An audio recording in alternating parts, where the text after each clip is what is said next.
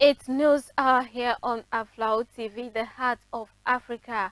We are transmitting live from Aflao Avweme in the Ketu South municipality of the Volta region. We are live on Facebook, multi-TV channel, as well as other social media platforms. We invite you all to sponsor our programs through packages which are unique and highly affordable. Now, today's edition of our news bulletins. The St. Anthony's Hospital at Georgia in the Ketu North municipality of the Volta region has confirmed the disappearance of eyeballs of some deceased persons from its mortuary facility. Residents of Mafitova in the central Tong district of the Volta region are appealing to the district assembly and, for that matter, government to urgently fix their deteriorating classroom infrastructure. Also, a suspected motorbike thief has been lynched at Ewutu Brekum in the central region. And in sport, the Porcupine Warriors Asante Kotoko signs on a new Brazilian striker for its football team. Then we cross our borders. We will take you to Niger, where more than 50 people have been killed in an attack near the Malian border. This and many more, including sports, business, and entertainment news, will be coming up. My name is Rebecca Oklu Akoli. Stay tuned.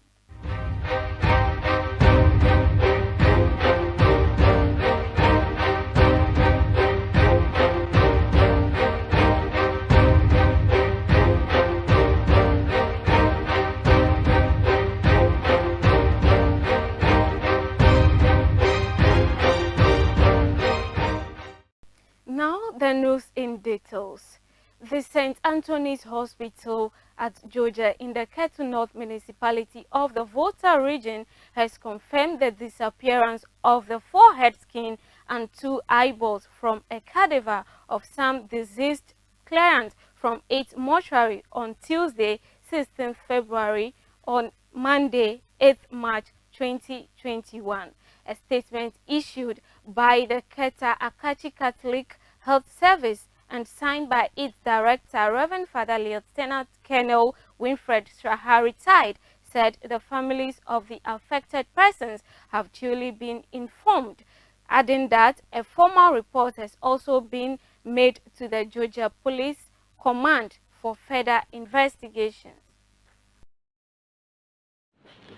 The St. Anthony's Hospital at Georgia in the Ketu North municipality of the Volta region has over the years been noted for its quality health care to its clients, most of whom come from a huge catchment area including neighboring Togo, the nation's capital Accra, Koforidua and other parts of the country.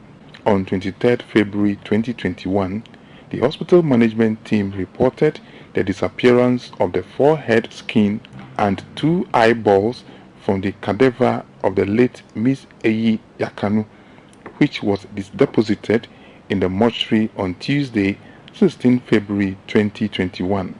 As if the first incident was not enough, a similar discovery was made on 8 March 2021 by the mortuary unit personnel, this time involving the cadaver of Miss Ahiamata Abla, whose left eye disappeared.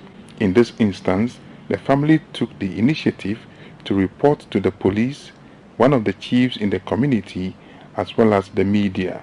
Reverend Father Lieutenant Colonel Straha said the Keta Akachi Catholic Diocesan Health Directorate and the management team of the hospital are collaborating with the Georgia District Police Command to unravel the mystery surrounding the disappearance of these body parts in the facility's mortuary.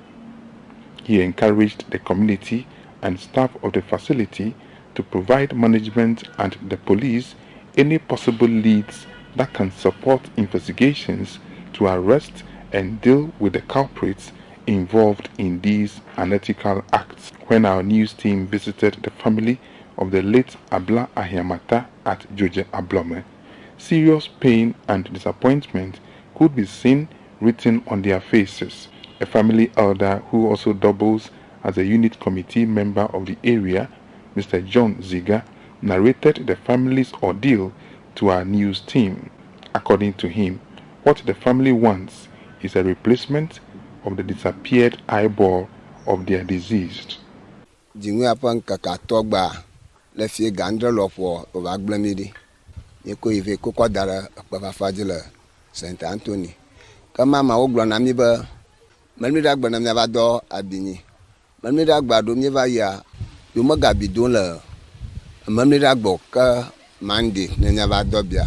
Kakafi Kama, teacher Homa in Badaro. Madira Nipo, Tamikove Dara, a Homanto, Fikanya Kungia, Yakove Dari. Ko ba mi dang lang ko nya tama ko ngudang e makwe nya kla patenye kanya ma yingba sro plevia mi ko be dara okoma ko oso ja kwe ngda sia da dala anti pepe ka mi trom nya yi na zuragba kaka ndi gandra mo ko nya trova ka ndi gandra po nya kata mi gaso mo trimano ha ko gara koma ko do se o ga gara koma so ga dogo ko yo pa bana ba to si ipa mayin gbadi kaka pa yi ko moko o be be yin ko poko o da ipa mnya ban ko o di fi akata la gobo e ko dogo to ko moko ko yo ba nyama va ba wa fa e ma to ba va po e ma gara ko moko mo po e manya po na mu e mo dogo e ma ba yo afonya mati avonyo bana ba po na da e ava ma ga kule ko yo ko mo e ha ga be kwe ko yiba popo afie ma ba nye jiva gada donyema ima bo kamira administrator gwa myabe adanya ajini emye gada po ma ba nkwa ko jime yo labo na dana yo mama na nyakwe vine ne yodi. The assembly member of the Georgia Abloma electoral area, Christian Koku Tonyu, described the incident as sad and shocking. According to him, this is the first time such an issue has happened in the area. Actually, this is the first time this incident is actually taking place in my electoral area, which we've never heard of. So when this news came, we were actually devastated, utterly shocked by the incident. The psychological trauma that this incident has caused us is actually heavy on us. We can't sleep. The husband of the deceased, Mr. Yao Ziga, told our news team that the incident means that his late wife's corpse would remain in the mortuary for some time, a development which would put an extra burden and cost on the family.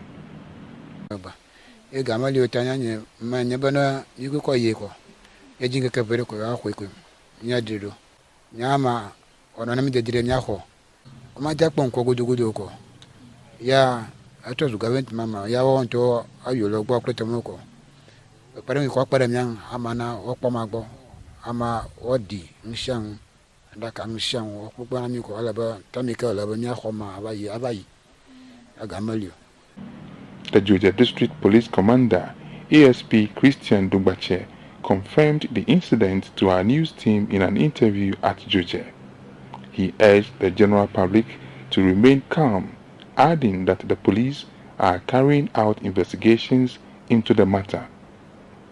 According to Mr. Dumbache, the development is a criminal act, assuring that the law will take its course as perpetrators of such a heinous crime are brought to book.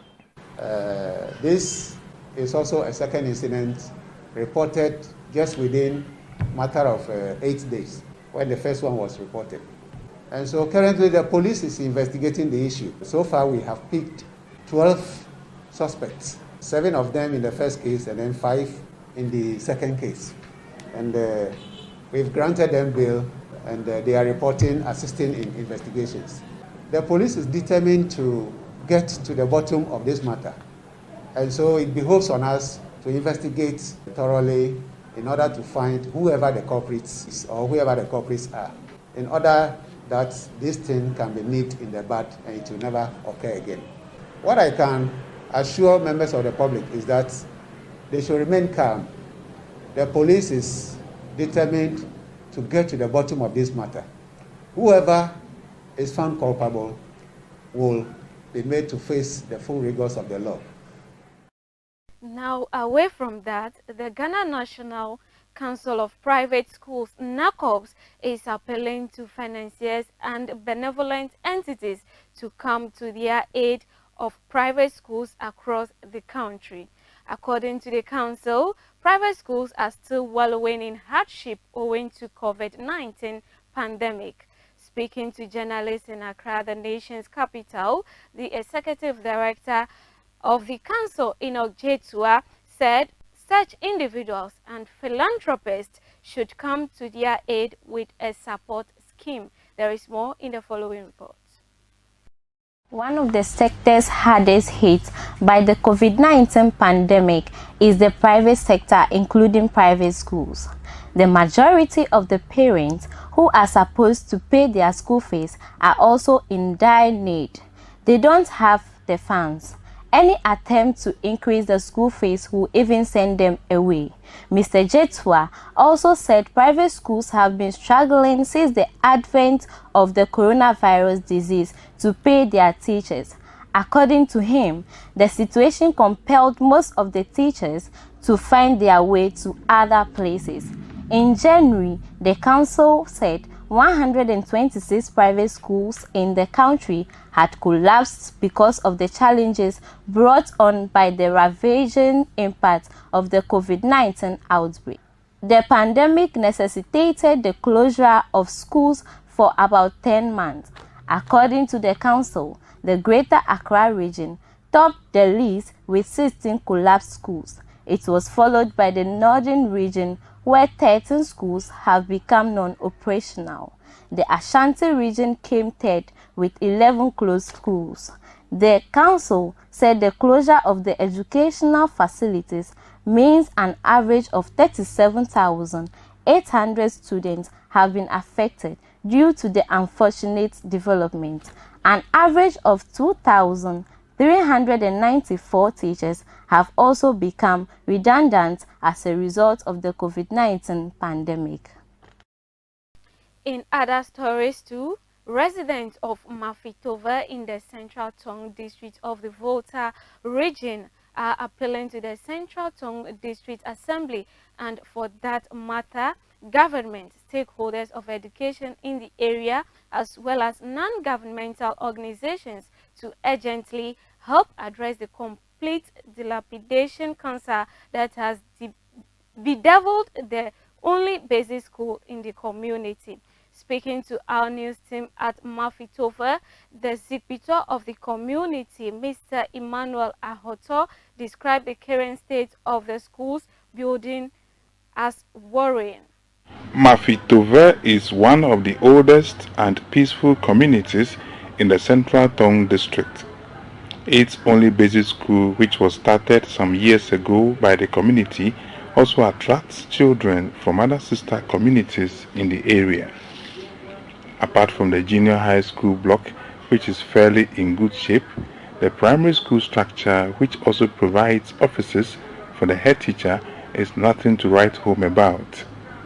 The building is not only cracking at its joints, but also has scrapped floors, which expose the children to dust.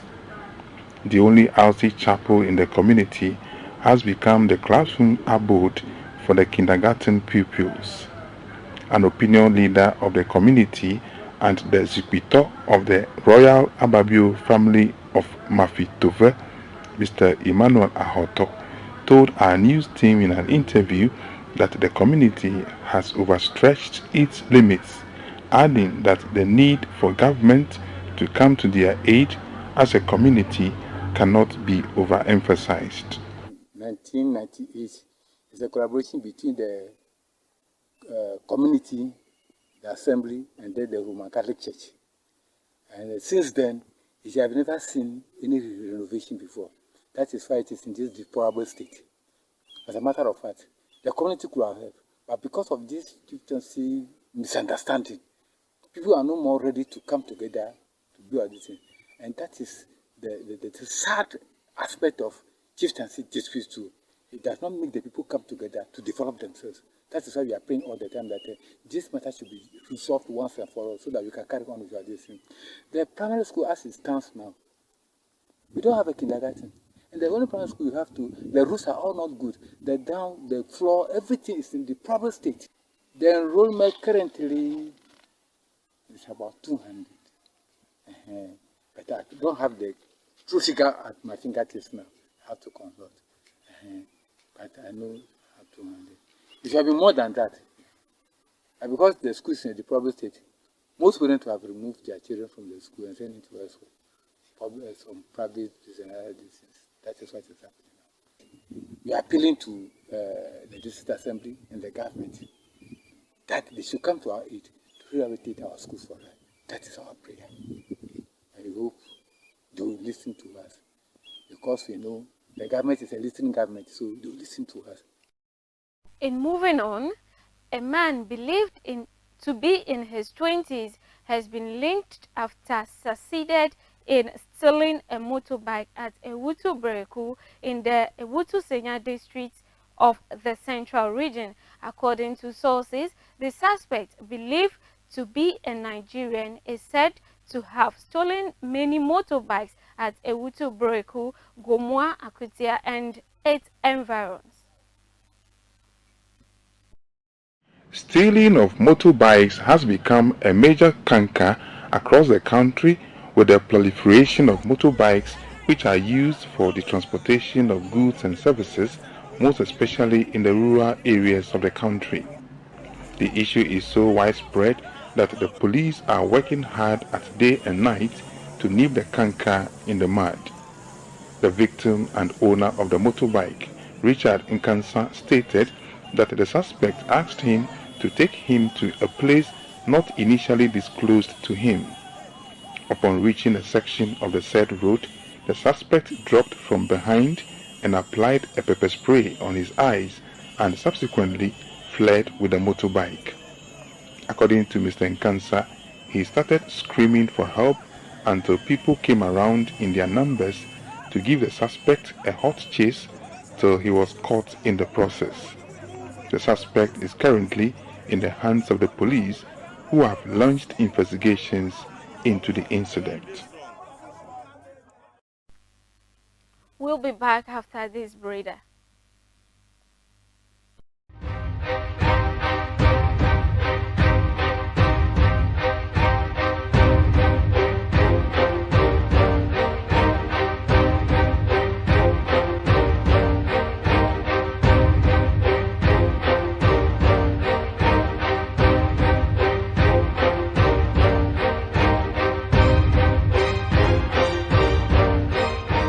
Welcome back. We now move to business and sports.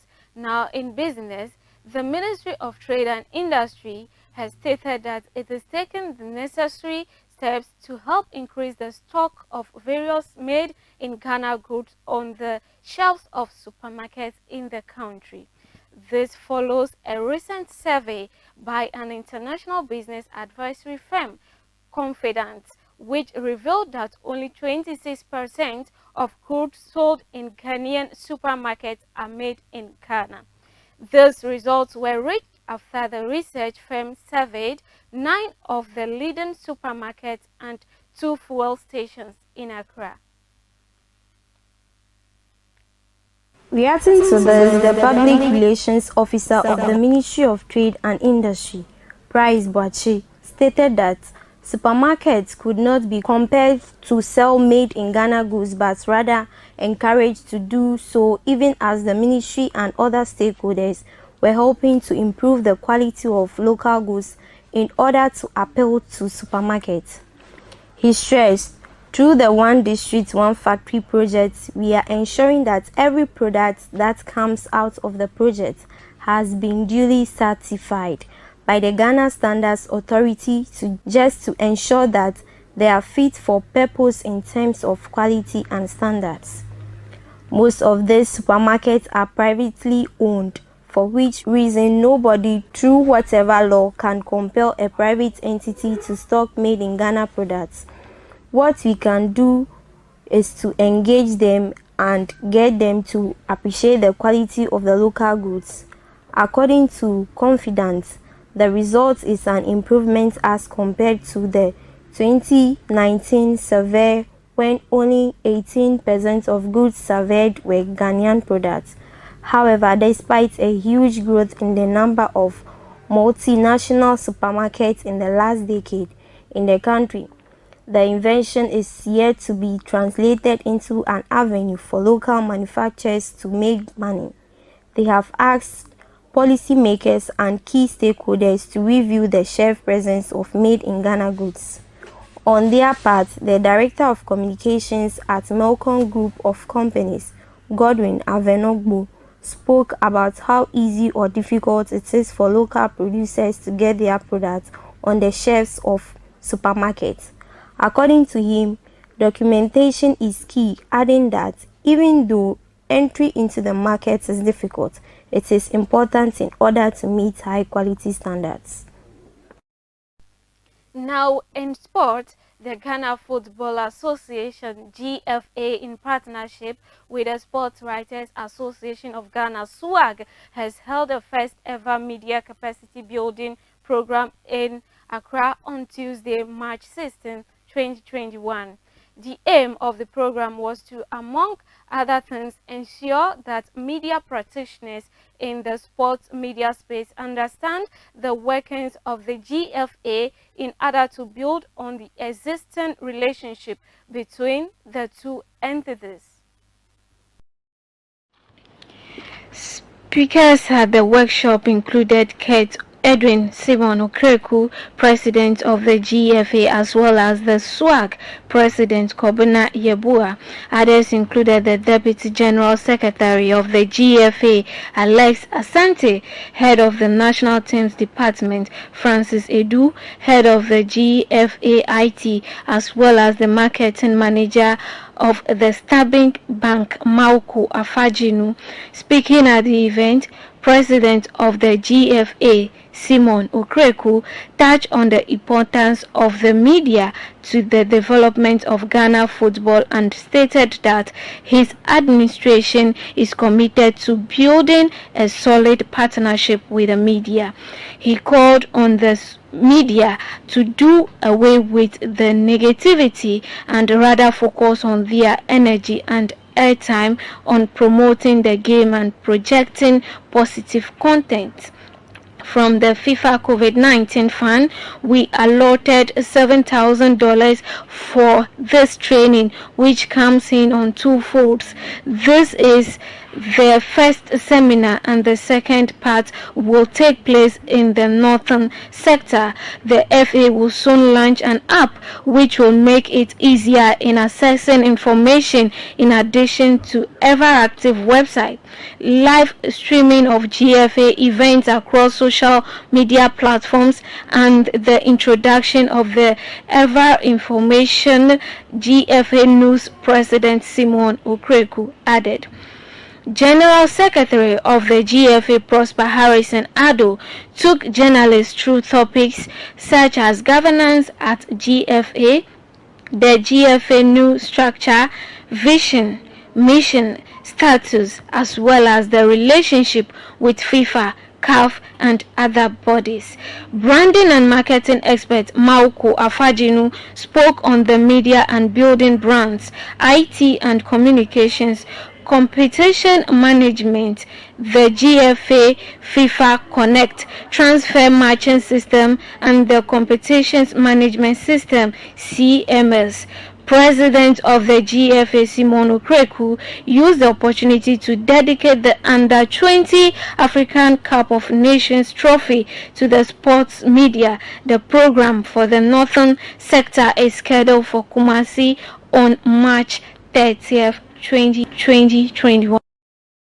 Still in sport, management of the Kumasi Asante Kotoko Football Club in Kumasi in the Ashanti region have signed on Brazilian striker Michael Vinicius Silva de Moraes. According to the club, the 27-year-old Brazilian has put to pen paper to join the Porcupine Warriors on 2.5-year deal. Here is a news desk report. According to the Porcupine Warriors, Silva de Moraes is expected to fill the role vacated by Kwame Opoku who has left Kotoko to join the Algerian side USM Alga. By this appointment, the Brazilian striker becomes the second Brazilian to play for Kotoko this season after Fabio Gama dos Santos. He is also the fourth Brazilian to wear the Porcupine jersey after Gleison de Souza Ferrari in 2005 and Hermes da Silva in 2013 and Fabio Gama dos Santos.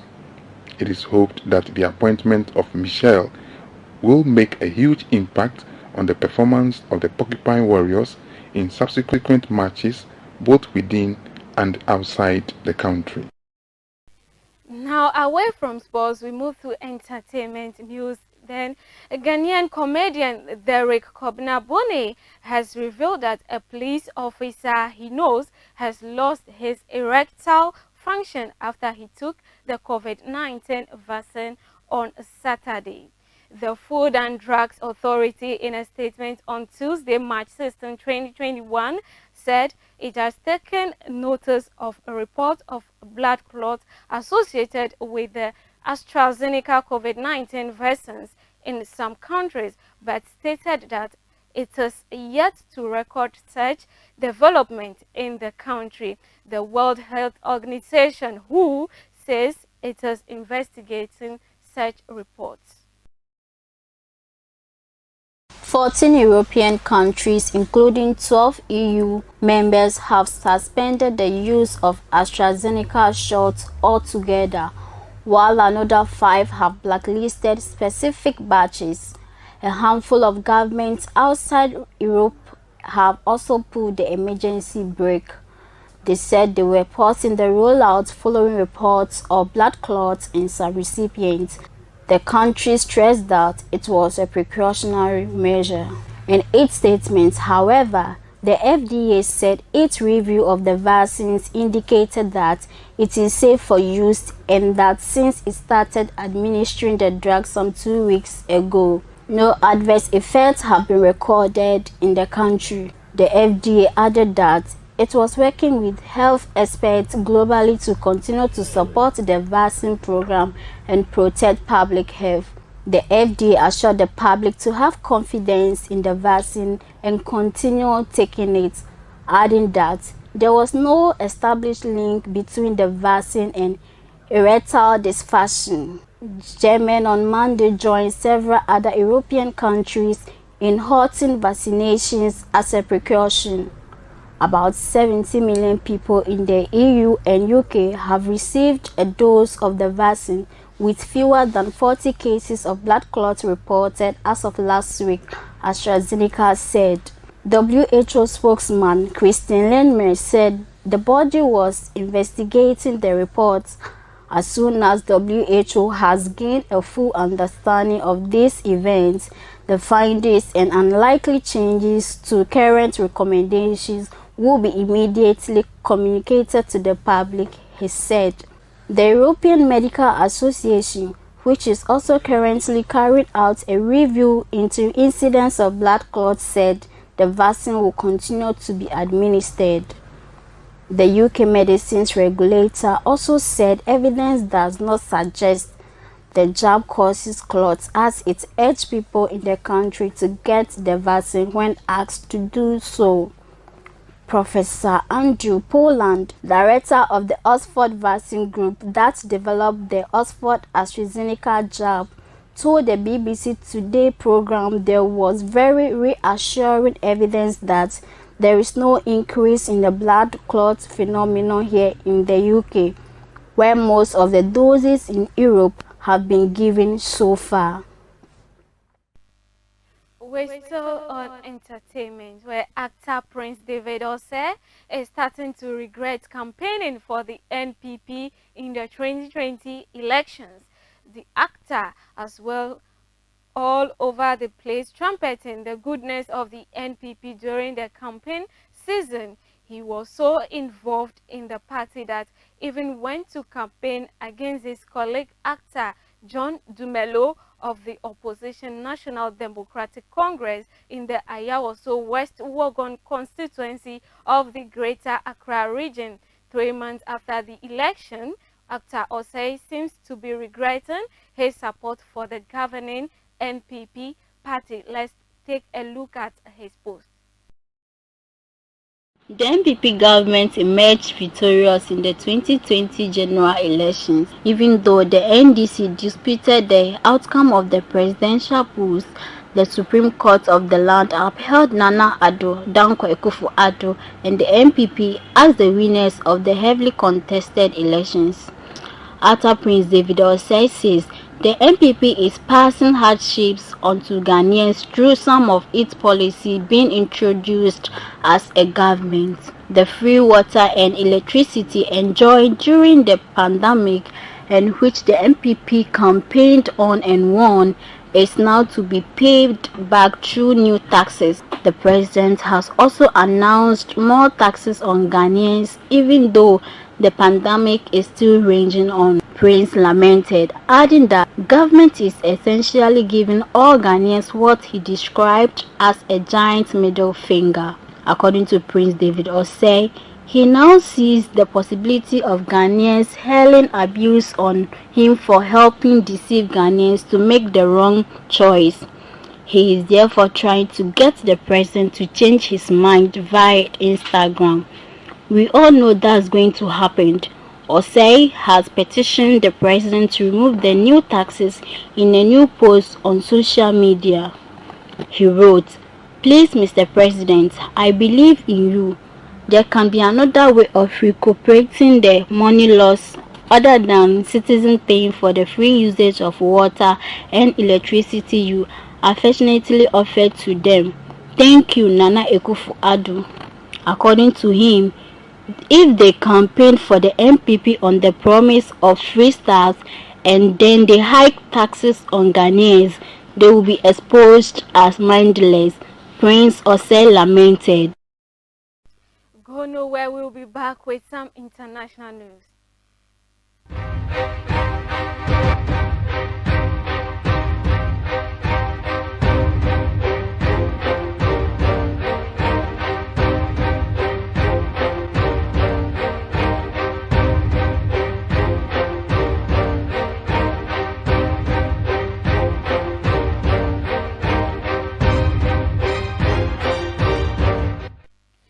Welcome back. Now across the borders of Ghana, fighting broke out between Muslims and Christians protesters at the Baptist Secondary School in Ilorin City in the north-central Nigeria over whether Muslim female students should be allowed to wear head coverings.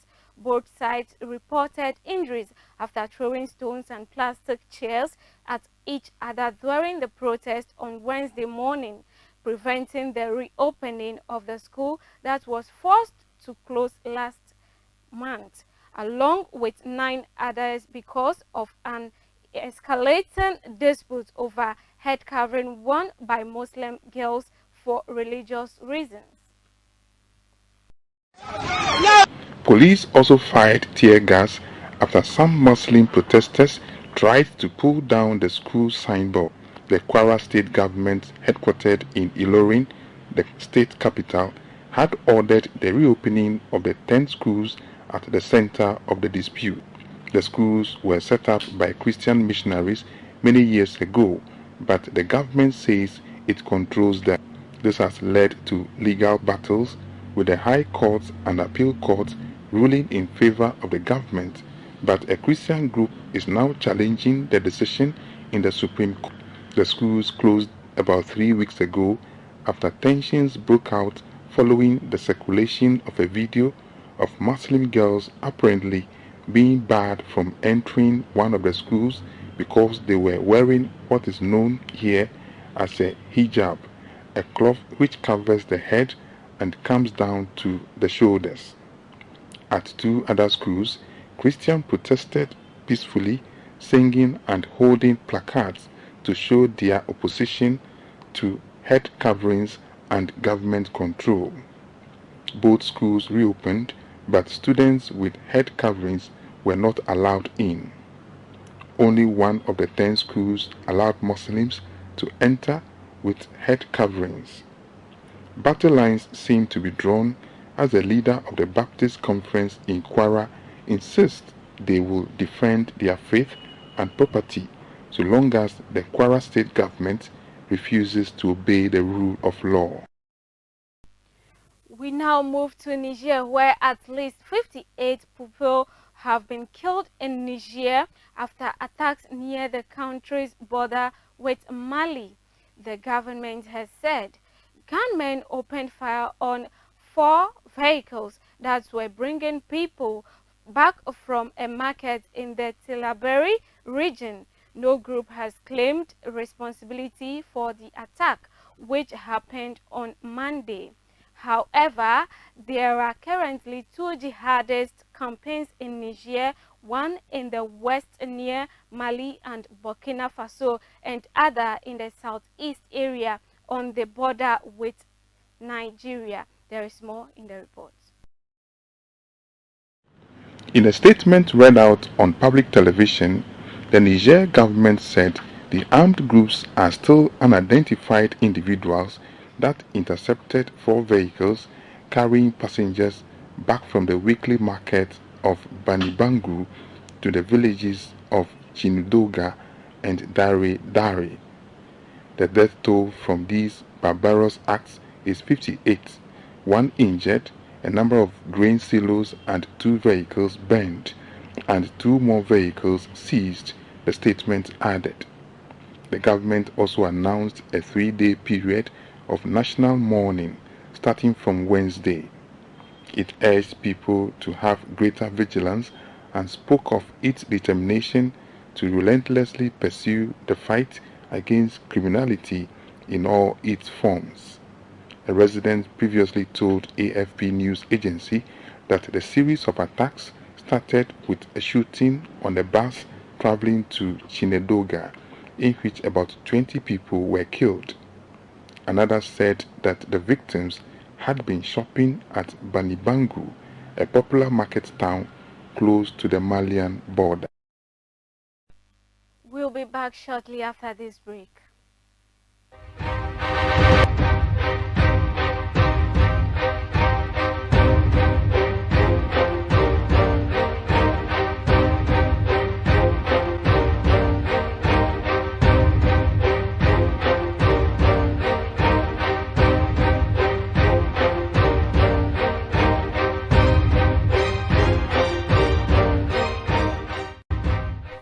We now take a recap of today's bulletin.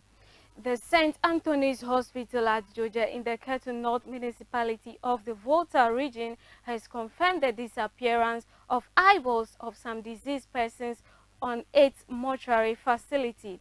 Also, residents of Mafitova in the Central Tongue district of the Volta region are appealing to the district assembly and, for that matter, government to urgently face their deteriorating classroom infrastructure. Also, suspected motorbike thief has been linked to death at Ewutu Bereku in the central region. Also in sports, the Porcupine Warriors Asante Kotoko signs in a new Brazilian striker for its football team. And we went far across the borders of Ghana, where Niger had more than 50 people being killed in an attack near Malian border. This and many more we brought to you. My name is Oklu Rebecca. Thanks to my crew and thanks for watching.